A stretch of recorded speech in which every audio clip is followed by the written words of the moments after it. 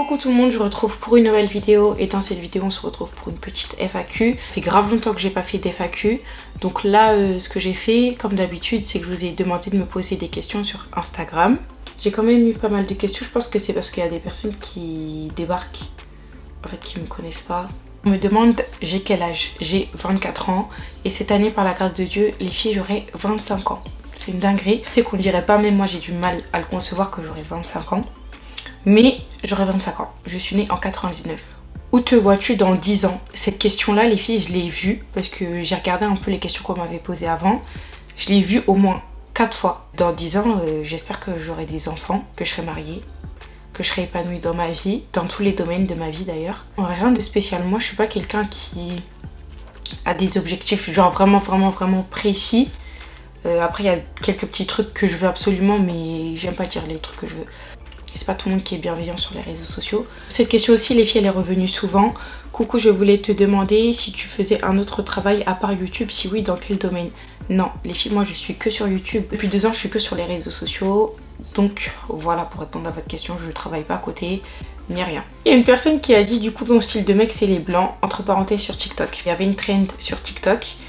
Et c'était les trends de, vous savez, des meilleurs amis, là vous mettez vos goûts, etc. Il y a certaines abonnées à moi qui ont réagi parce que j'ai republié. Moi comme type de garçon j'avais mis Paul Walker. J'ai mis cette personne là et j'ai vu que dans les commentaires il y avait beaucoup de personnes qui étaient choquées que j'aimais les blancs. En fait moi, dites-vous que je n'ai pas de style. Je peux aimer un noir, je peux aimer un blanc, je peux aimer quelqu'un qui est clair de peau, un asiatique. J'ai pas de style. De toute façon tout ce qui compte pour moi c'est que la personne soit en Christ et qu'elle soit grande de taille. Enfin, grande de taille, ça peut se négocier, mais c'est ce que je préfère. Alors, comment as-tu commencé à percer? Pour moi, les filles, déjà, j'ai pas percé. Pour moi, percer, c'est pas ça. Pour moi, percer, c'est quand t'es arrivé, on va dire, à 500 000 abonnés. Pour moi, c'est un peu percé. Mais pour répondre quand même à ta question, je pense que cette vision-là, du coup, ça dépend de chacun. Moi, il faut fournir du bon contenu, être régulière, être intéressant et se démarquer aussi des autres. Se démarquer par ta personne. Pose la question, pour toi, les blanches peuvent porter des perruques, bien sûr. Pour moi les perruques c'est pas que pour les noirs ou pour les personnes qui sont claires de peau. Une perruque c'est une perruque en fait. Donc, coucou, est-ce que tu as un tissage? Comment tu fais pour avoir des cheveux aussi épais? Je sais pas si la personne me parle en général sur une certaine photo sur une certaine vidéo, parce qu'il y a des photos ou des vidéos. Je peux porter un tissage, je peux porter des extensions à clip, je peux porter des tapes, je peux avoir mes cheveux naturels. Je sais pas la personne me parle de quel contenu. En tout cas en général, vous voyez que j'ai des vraiment longs cheveux, c'est que j'ai des clips. La plupart du temps, je porte des extensions à clip. Les cheveux naturels, ils m'arrivent en dessous de la poitrine. Naturellement, j'ai les cheveux frisés et épais. C'est ma nature de cheveux qui est comme ça. J'ai rien fait pour avoir des cheveux comme ça. Est-ce que ton rêve a été de devenir youtubeuse ou est-ce que tu avais d'autres projets? Alors, pas du tout. Mais vraiment pas du tout. Moi, avant, quand j'étais petite, je voulais soit être styliste, soit directrice d'H&M. Et je disais que je voulais faire caissière aussi. J'ai fait aucun des trois. J'ai toujours aimé la mode et c'était le truc que je préférais quand j'étais petite et que je préfère encore aujourd'hui. C'est quelque chose que j'aime beaucoup, la mode et la beauté. Maintenant je me suis dit que j'allais vivre des réseaux sociaux. C'est quelque chose que j'aimais, genre j'aimais bien partager, etc. Et voilà où j'en suis maintenant. Je remercie Dieu d'ailleurs pour ça parce que c'est une grâce. Quel est ton défaut? Un défaut que j'ai depuis un certain moment, c'est que je réfléchis trop. Je vous l'ai déjà dit dans des vidéos que moi, je réfléchis à perte. C'est-à-dire que je réfléchis jusqu'à me perdre. Mes pensées, elles peuvent prendre le dessus sur moi, sur ma vie. Donc voilà, je dirais que c'est un défaut et ça me fait quelques problèmes. Ça impacte dans plusieurs domaines de ma vie. Donc ouais, réfléchir trop pour moi, c'est un défaut. Est-ce que tu regrettes quelque chose dans ton parcours sur les réseaux?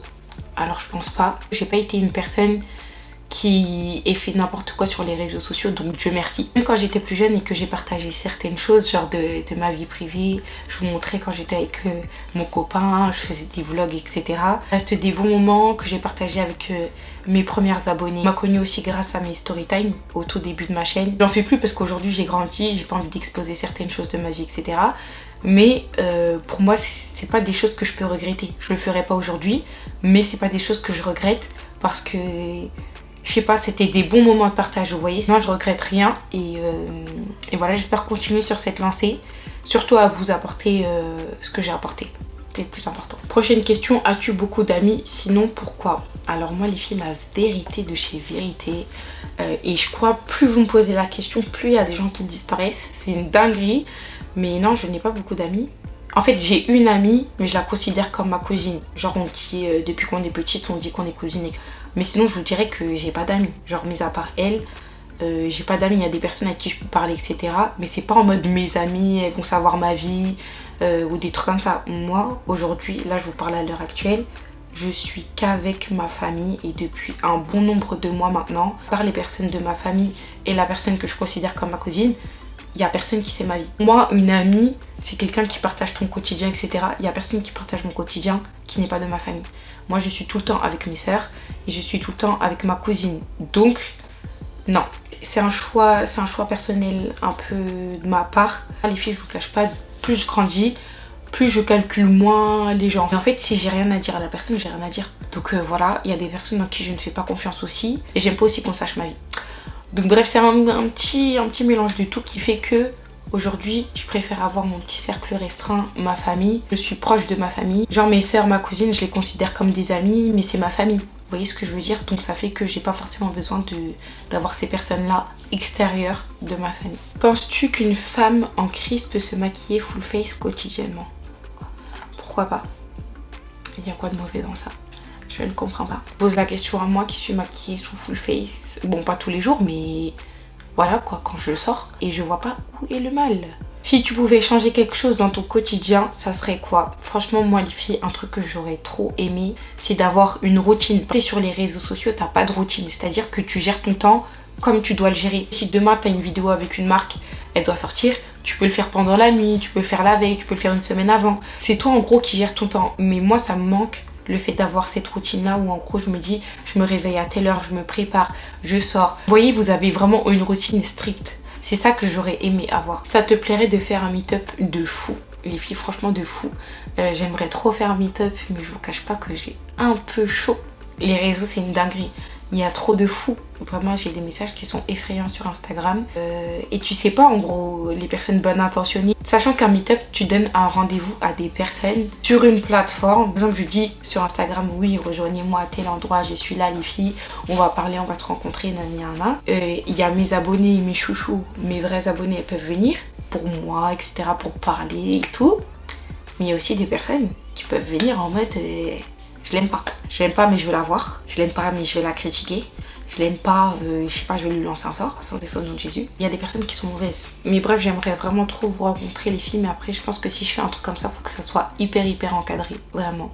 Et que je sois avec des personnes que je connaisse. Parce que moi, je suis un peu réservée. Mais je suis bon délire. C'est-à-dire que si je parle avec une abonnée, elle est bon délire. On peut se taper des barres. Quelle étude as-tu faite? Alors moi, j'ai fait un bac pro commerce et ensuite j'ai fait un BTS SAM. Un BTS SAM, c'est BTS support à l'action managériale. Avant, ça s'appelait le BTS AM, assistant manager. Mon BTS, je l'ai fait en alternance. Bientôt un nouveau chit-chat make-up. Ouais, pourquoi pas. Franchement les filles, pourquoi pas. Mais je ne sais pas trop quoi raconter. Le prochain chit-chat qu'il faudrait que je fasse, faut que je sois avec ma cousine. Je vous l'ai déjà dit quand j'étais en live sur TikTok. Je veux trop vous faire un chit-chat make-up en mode red flags. Les red flags à éviter, etc. Faut trop qu'on fasse ça. C'est quand que tu as officiellement donné ta vie à Jésus? J'ai donné ma vie à Jésus-Christ en 2021. En juillet-août 2021 plus précisément. Voilà. Comment tu fais pour jongler avec ton intimité avec Dieu et les réseaux YouTube, Insta? C'est très simple, moi j'ai des temps. Très simple, il faut se fixer des temps. Que tu sois sur les réseaux sociaux, que tu sois pas sur les réseaux sociaux, peu importe. À un certain moment de la matinée et à un certain moment de la soirée, j'ai mon temps avec Dieu. Je vais faire la part des choses, je sais quelles sont aussi mes priorités. Il n'y a pas 10 000 solutions. Est-ce que tu vas refaire des vidéos sur le christianisme? PS, je t'aime trop. Merci. Je dis merci parce que c'est grave touchant, genre une personne qui dit je t'aime alors qu'elle connaît pas forcément genre personnellement, mais je vous aime aussi les filles. Bien sûr, je vais refaire des vidéos sur le christianisme. Après, j'aimerais bien faire un point sur ça, je l'ai déjà dit en live, mais je crois que je l'ai jamais dit en vidéo, je sais plus. Les filles, quand je vous parle de Dieu, c'est soit par rapport à mon expérience, par rapport à un témoignage, et obligatoirement un lien avec ma vie personnelle, ma vie spirituelle. Moi je suis pas là et je pense pas que c'est mon appel d'enseigner des personnes. Donc c'est à dire par exemple demain je prends ma Bible et je vais enseigner quelqu'un sur les réseaux sociaux. Il n'y a rien qui a été mis dans mon cœur par rapport à ça. J'ai pas eu de conviction ni de révélation ni quoi que ce soit par rapport à ça. Donc il faut savoir rester à sa place. Quand on est sur les réseaux sociaux et quand on partage notre foi, Pour moi, il faut vraiment savoir rester à sa place. Il y a des fois, c'est pas Dieu qui nous envoie faire des choses et les choses, elles sont mal faites, elles sont mal dites. Justement, je veux à tout prix éviter ce genre de choses. Énormément de choses à savoir et t'apprends continuellement. Et c'est pour ça que c'est important de vraiment être ancré. C'est important de savoir aussi ce qu'on dit et c'est important surtout d'être guidé par le Saint-Esprit. C'est-à-dire que moi, je peux pas faire une vidéo demain. Personne m'a envoyé, je suis pas inspirée, j'ai eu aucune conviction dans mon cœur que je devais parler de ça et je vous en parle. Chaque fois les filles où j'ai fait une vidéo par rapport à Dieu, où j'ai dit quelque chose par rapport à Dieu, c'est qu'il y a un lien dans ma vie, c'est que j'ai vécu quelque chose, c'est que je vais pas parler comme ça dans le vide alors que j'ai pas expérimenté la chose avant. Je voulais vraiment faire un point par rapport à ça pour que certaines personnes puissent comprendre. Voilà les filles, c'est pour vous dire qu'il y a un temps pour tout, il y a un temps où tu dois témoigner, il y a un temps où tu dois rester silencieuse, te taire. Pour moi, il y a certains témoignages qui doivent être dits en temps et en heure. C'est pareil, il t'arrive un truc, tu le cries sur tous les toits. De toute façon, Dieu, il va faire en sorte que tu puisses avoir une certaine conviction dans ton cœur, une certaine révélation aussi. Savoir ce qu'il faut faire en fait, tout simplement. De quelle origine es-tu? Je suis d'origine martiniquaise. Tu fais des lissages brésiliens, Tana ou autre? Alors moi, en général, les filles, je fais des lissages brésiliens. Mais là, le dernier lissage que j'ai fait, c'est un lissage Nano Nigella. Et qui ton influenceuse préférée? Mon influenceuse préférée, c'est Amaya Colon, je sais pas comment on dit. Elle est dominicaine et portoricaine, je suis pas sûre, mais elle est trop belle. Je la trouve vraiment trop belle. C'est la fille que je trouve la plus belle sur les réseaux sociaux. Elle me donne envie de me maquiller, elle me donne envie d'acheter tous les produits make-up. Les filles, quand je vous dis, c'est une dinguerie. C'est vraiment une dinguerie, genre, j'aime trop sa manière d'être. Elle aime bien aussi les personnes qui gardent leur intimité, qui dévoilent pas toute leur vie. Et c'est aussi quelque chose qu'elle fait, donc j'aime bien. Mon influenceuse préférée du moment, parce que parfois ça change. Dans un avenir proche ou lointain, est-ce que tu te vois toujours vivre en France?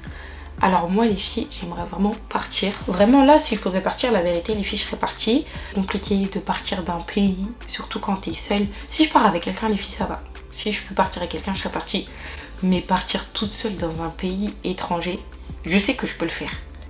Je peux le faire, mais le pays où je veux partir, c'est-à-dire c'est Londres, c'est si cher les filles, c'est tellement cher. S'il y a des filles de France qui sont parties vivre à Londres, écrivez-moi s'il vous plaît. Mais j'aimerais trop vivre à Londres, mais pas longtemps. Genre j'aimerais vivre à Londres peut-être 1 an, 2 ans, 3 ans max. Sinon j'aimerais vivre aussi en Espagne. En Espagne, si je vis là-bas, j'aimerais vivre genre 2 ans. C'est les 2 pays qui m'attirent depuis un certain moment. Espagne, depuis le collège, j'avais envie de partir là-bas. Je voulais faire Erasmus+.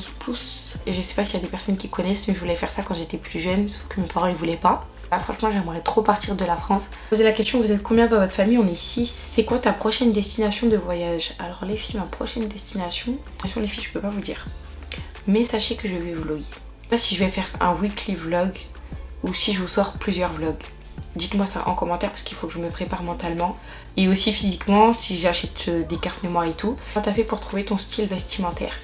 Comment j'ai fait pour trouver mon style vestimentaire? Parler en live, mais pour moi pour trouver son style vestimentaire faut tester. Si tu pas tester le style, tu peux pas dire que t'aimes ou t'aimes pas. Après bien sûr il y a des styles, tu vas regarder, vraiment ça va pas te plaire. Par exemple moi demain je marche dans la rue, je vois quelqu'un qui a un style punk, je sais que je vais pas tester parce que j'aime vraiment pas. Fille qui s'habille vraiment très classe, très chic, j'aime beaucoup. J'aime vraiment beaucoup, je trouve ça hyper joli.